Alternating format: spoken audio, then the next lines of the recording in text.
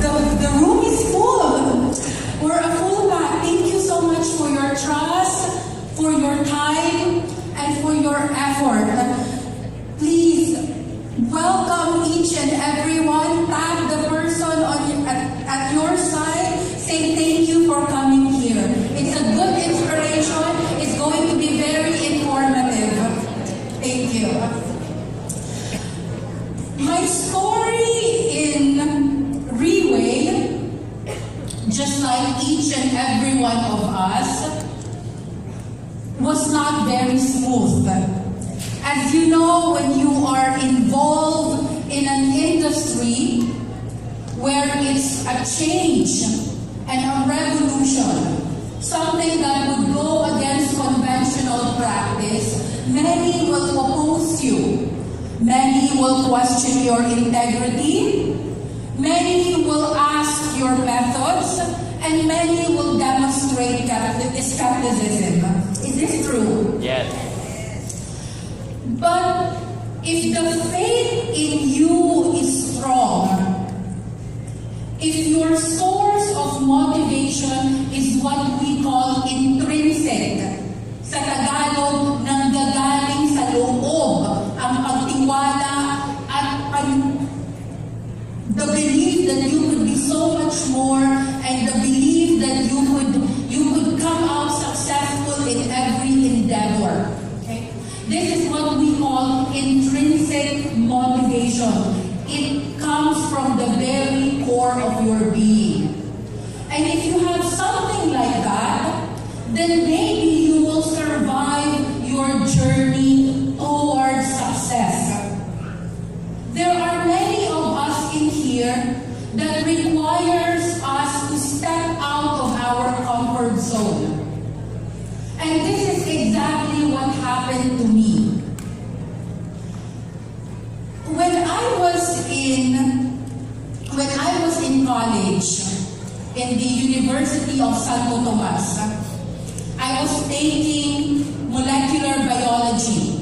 My thesis was on DNA. It was very, very early at that time. We were pioneering in the study of genetics.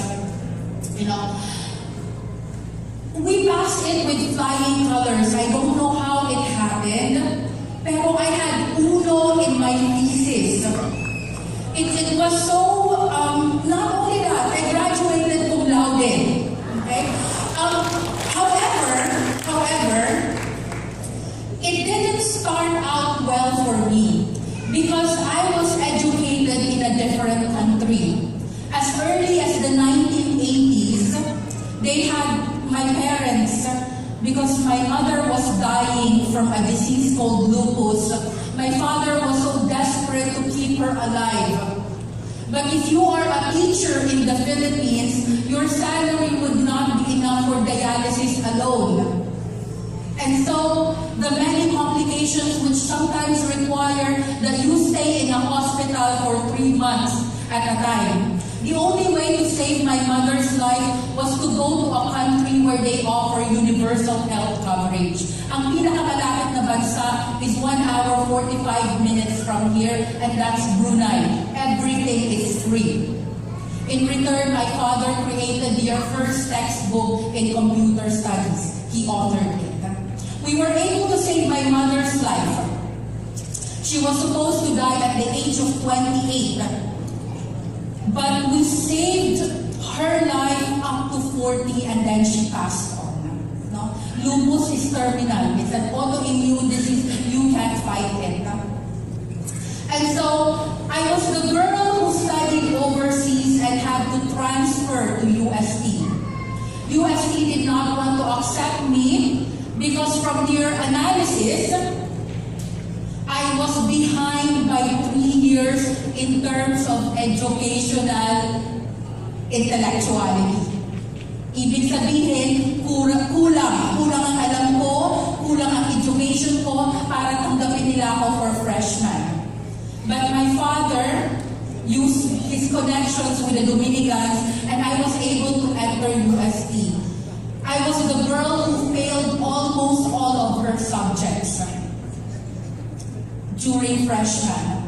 But because I learned I learned to evolve. I learned to believe in myself, and I worked.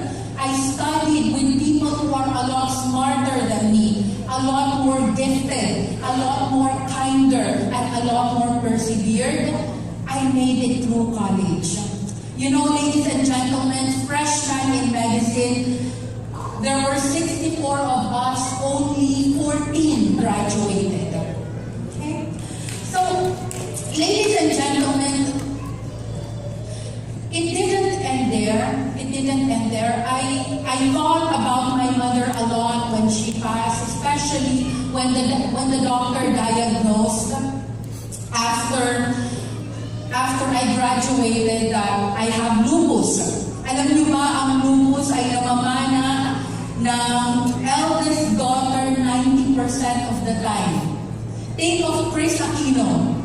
Think of Selena Gomez. Think of Avril Lavigne. And I know someone in operation who had lupus as well. These are very terminal diseases and it requires money. And so when your autoimmune system is messed up,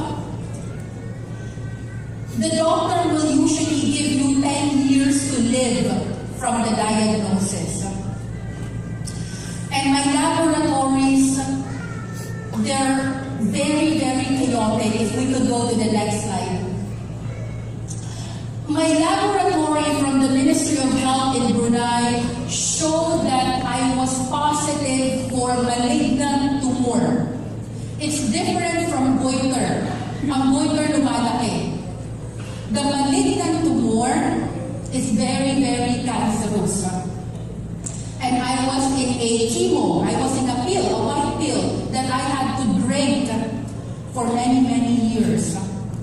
You know, when I met my partner in life that was 12 years ago, he used to throw away my sleeping pills, and I was addicted to it, you know. I had one entire bag of sleeping pills together with my chemo.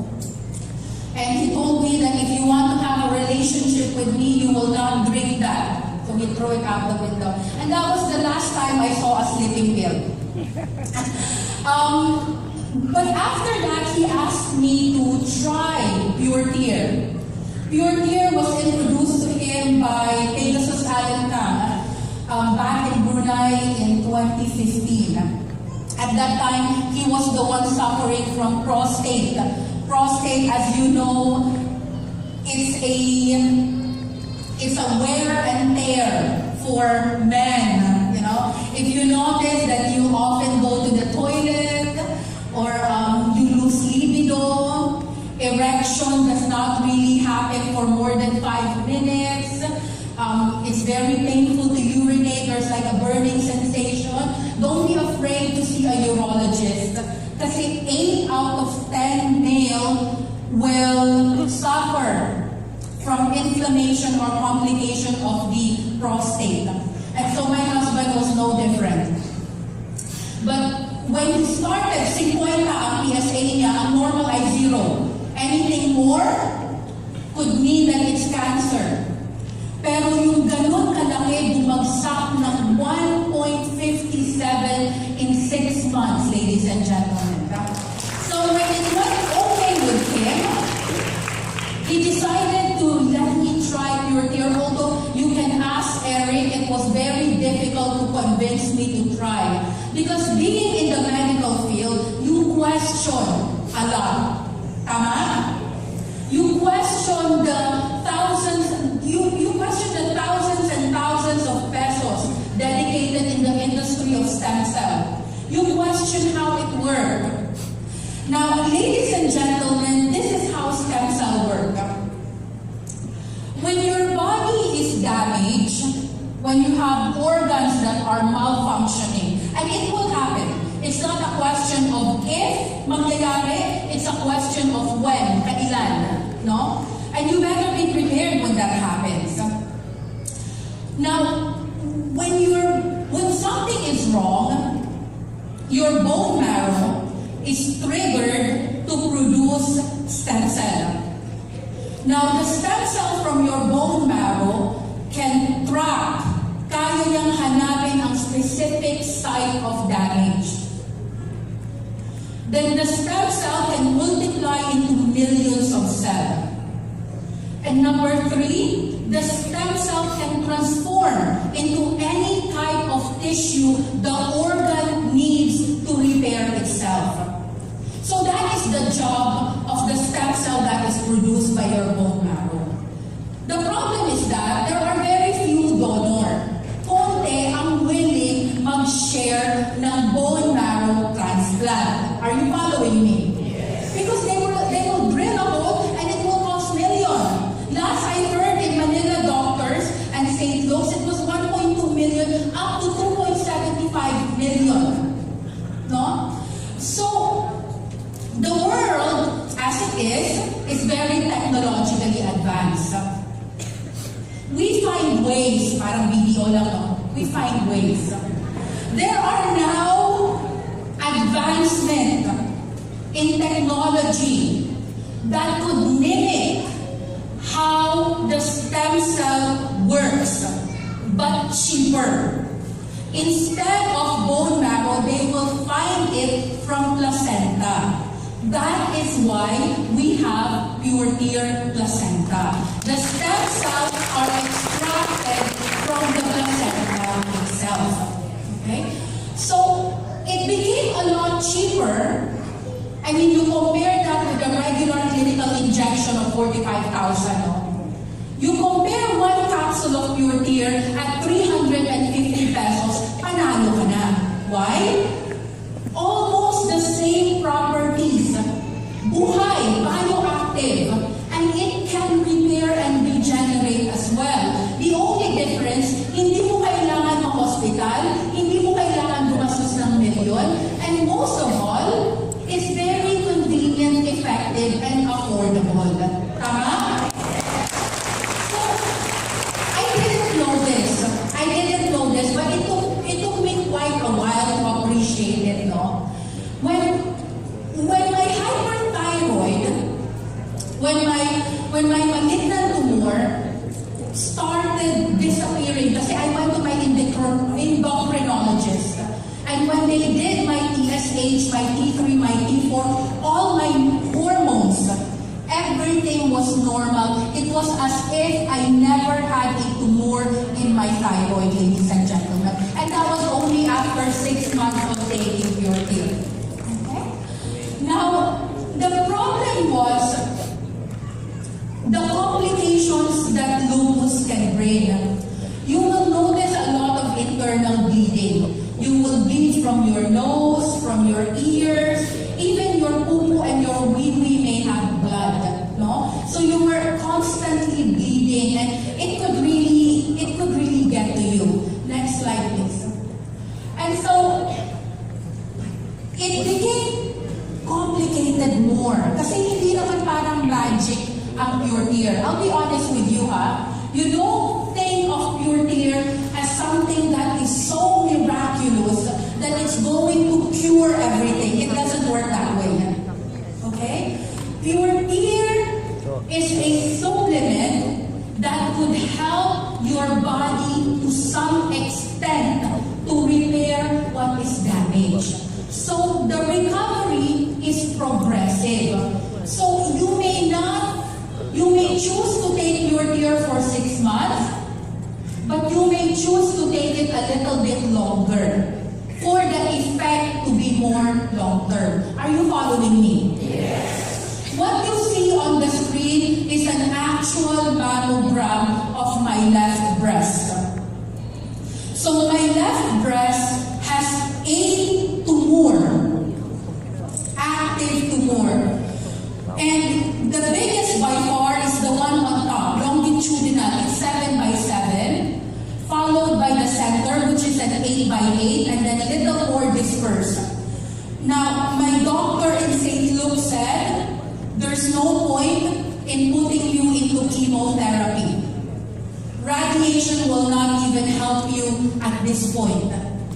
Masyado siyang kalat. And the doctor said we should do a mastectomy, complete removal of the left breast, the lymph node, and the shoulder blade. Now, natakot ako doon. But I was very thankful dahil naging honest naman ang aking onco. Kasi you know by statistics and by research, chemo has a 97% chance of relapse. So even if mag-chemo ka, you'll be cancer-free until such time na bumalik siya with a vengeance. And the second time around is more aggressive. So it can prolong your life until such time that it comes back. So I decided not to have either three, chemo, radioactive, mastectomy, none of that. I wanted to live the best of my life, you know. My mother, I love her so much, you know. Until such time that she died, she lived her life to the fullest, you know. We went to many places. I wanted something like that, quality of life towards death. You're expecting it, pero you're not depressed. You're still happy. So I wanted that kind of life. But my husband, Eric, he said, we should double your dosage in your ear and we should continue it. You're finished with your 6 months, your thyroid is okay. Let's now take you to another 6 months.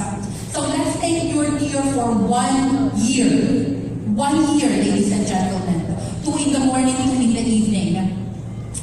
And exactly July 17, 2017 in UERN, when they did a contrast of the mammogram, they could not find a single tumor in my left breast. And when they did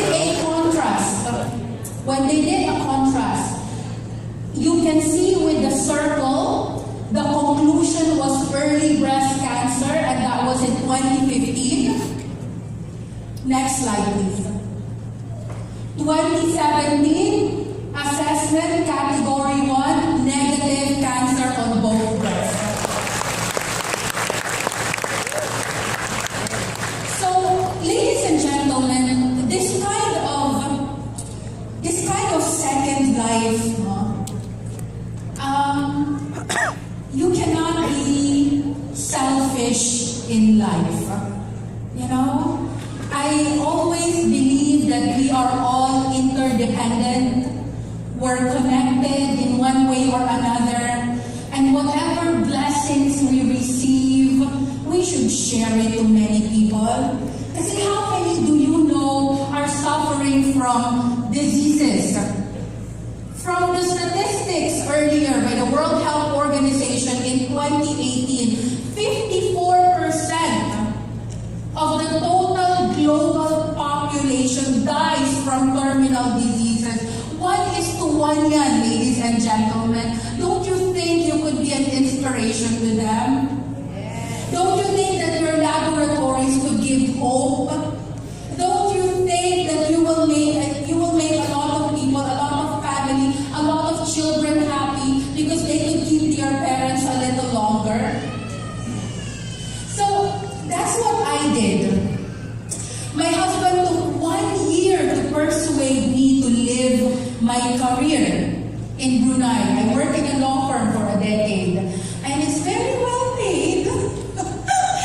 It's very well paid, but at the end of the day, you realize that money is nothing compared to your purpose in life.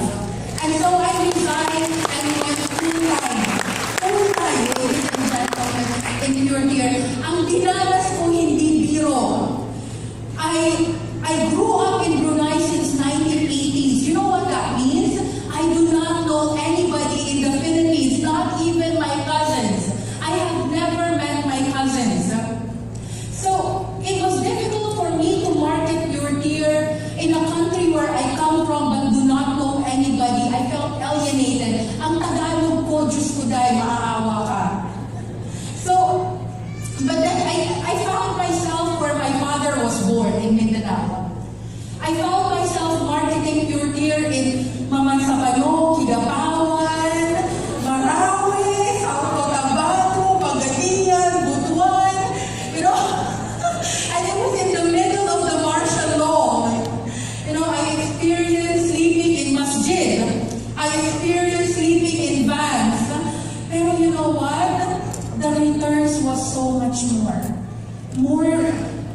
It was so financially very satisfying, but more than that, you've actually changed the very platform of the medical revolution in the Philippines. More people believe in stem cell right now. Next. So, next slide. So, ladies and gentlemen, as you know, our body would undergo constant stress. You know, there will always be internal trauma. There will always be wear and tear. Ang katawan natin, walang kinaibahan yan sa mechanical wear and tear ng engine ng sasakyan. Once in a while, you need change oil. Once in a while, you need an overhaul. So you have to take care of your body. Kasi your body will undergo a stage of decline, deterioration of organ, and decay. Decay is when the prescription medicine no longer works. Kahit anong inom mo ng Norvas, amlodipine, Lipitor, and all those prescriptions, hindi na siya mag-i-effect because your body is rejecting it. That is the stage of decay and it's inevitable. Dadating at dadating tayo dyan. Unless you take care of your body a little bit more seriously and you put priority on it. Next slide. So, ladies and gentlemen, the same happened to me. From all the stress that I put in my body, I was confined. And I thought it was a normal confinement in 2018. That's my cancer doctor, Dr. Efren Capistrano in St. Luke's. So I was nervous, I thought there was some form of metastasis, nagkalat or nag-spread. Next slide. And when they did a sonology, it's like an ultrasound. They look for what's wrong. They found out that I had a very big gallstone. Very big. Yeah, very, very big. And what's worse was that the gallstone was right in the middle of the bile duct. You know what that means? It can rupture the liver duct and the bile duct, and it could poison your entire body. It could spread toxic. Within 48 hours, you can die. And mine was about to burst. Yeah. And so, that was quite some time ago. And then, it took quite a while before I decided what to do about it. I was always in constant pain. Kasi it's really, you cannot imagine the pain. Parang may buto na nababalik. And, next slide. I did some medical tests.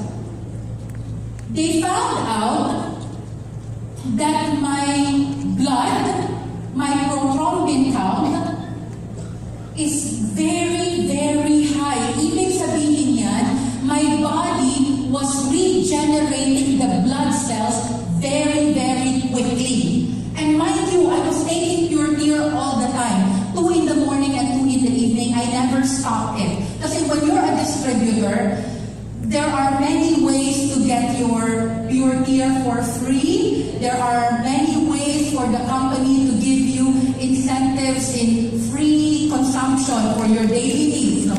So you can take pure tear for free once you're a distributor. So I was able to continue my dosage of 2 in the morning and 2 in the evening. So the doctor was very surprised na ang bilis mag-regenerate ng cell ko. And next slide. When I was hospitalized, they were very shocked kasi the very big gallbladder was actually broken down into very small gallbladder stone. Very, very small. And it was not lethal. It did not burst. It did not do me any harm. And you know what helped me? Pure tear. Pure tear was able to make the gallstone a lot smaller. No? So, next slide. So, ladies and gentlemen, I believe from all the documented, evidence-based testimonials that I have shown you, you should not doubt you've seen kanina, you saw that we are in constant pursuit of the golden proportion, that line na nakita nyo sa video. Do you know what that means? It means that Riway, as a research and development company who owns the patent and formulation to Pure Tear, they will not stop in the pursuit of perfection in the composition in Pure Tear so that it will help your body recover a lot more faster. And if may sakit ka, you might just survive it without going through the hectic trauma of doing surgical and chemo and radiation. Now, just to go back to that, the golden proportion is also known as 1.618. And this proportion is seen in everything: astronomy, physiology, mathematical, everything. And Riway is in pursuit of, again, that perfect combination of formula that will help your body fight deficiency, protect it, and at the same time, regenerate it. So thank you, ladies and gentlemen.